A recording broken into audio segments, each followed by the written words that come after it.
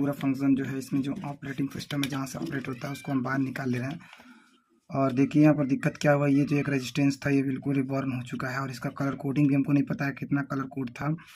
और इसमें जो बैटरी लगा था ये बैटरी भी हमको लग रहा है एक बार चेंज हुआ है, तो इसमें बड़ी बैटरी डाली गई है।